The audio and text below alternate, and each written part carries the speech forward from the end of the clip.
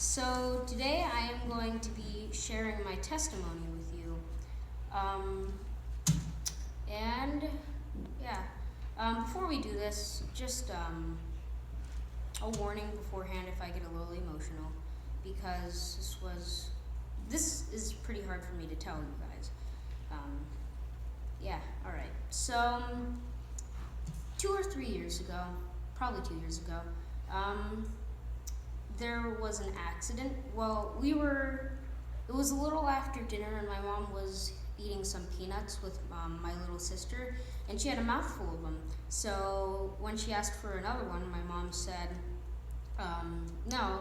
And when she was little, she screamed a lot. Like when she didn't get what she wanted, she screamed, and she's like extremely loud.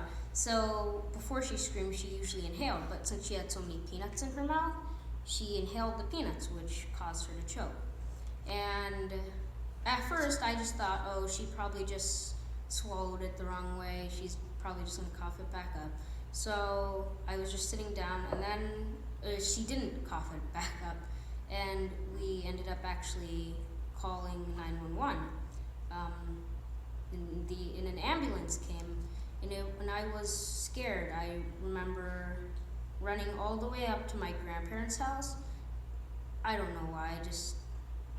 I've never run that far before, so that was actually, yeah. And they weren't home. Well, my grandma wasn't home. She was working, I think. And I don't know where my grandpa was, so I just went back down home.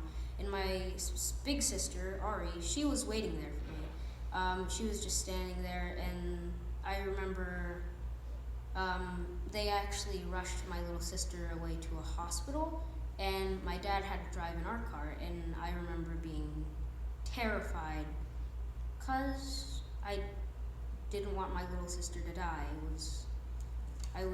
And I thought she would, because it's like, choking's really bad, and you need oxygen to function.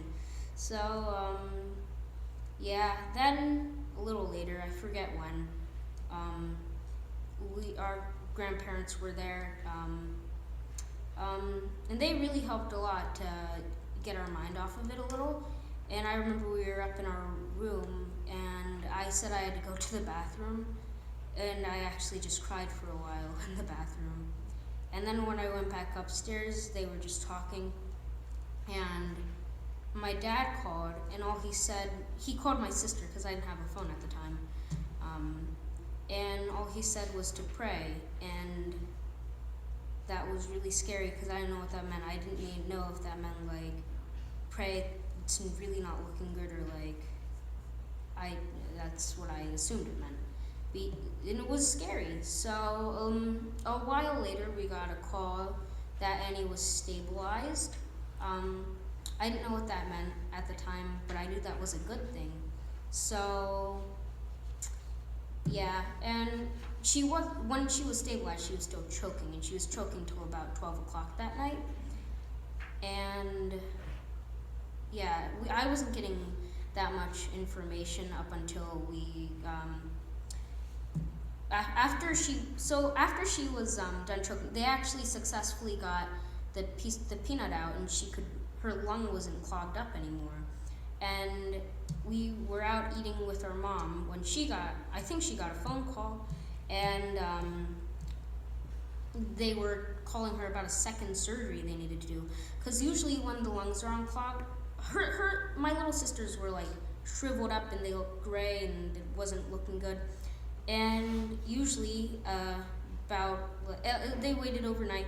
Usually they would have been puffed up and looking better again, but they weren't, and it turns out there was actually still some fragments of peanut in her lungs. So they had to do that.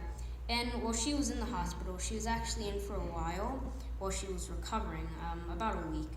Our uncle, we call him Uncle JP, he was watching us for a chunk of it. So, yeah, he was just spending a lot of time with us, and he spent most time with me. I don't know what Ari did in that time. She was just kind of staying to herself, and I was just trying to get my mind off of it, because I was pretty sure at that point I was feeling better about that she might be okay.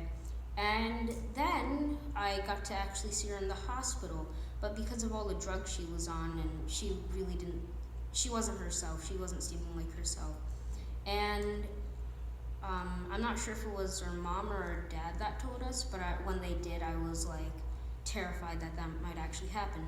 They said that she might not remember us because of the lack of oxygen for so long, because it might have damaged her brain. She might not remember who we were. So, yeah, I wasn't sure if she'd be okay or not. And then, a day or two later, she came home, and that was the biggest miracle that I have ever experienced. And I know that no doctors could have done that alone, and that was God that did that, because God really helped me get through that too, because almost every second of those days I was praying and just thinking, like, because if something that bad happens, you can't really think about anything else. At least that's how it is for me. So yeah, she turned out to be okay.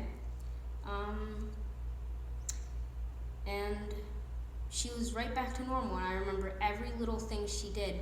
We ran and told her mom, oh, she's talking to us, oh, she's singing. And it was just so amazing, because I really didn't think she'd remember who I was, and I didn't even think she'd make it at first, but she did, and that was a miracle from God. So, yeah, thanks for listening. Amen.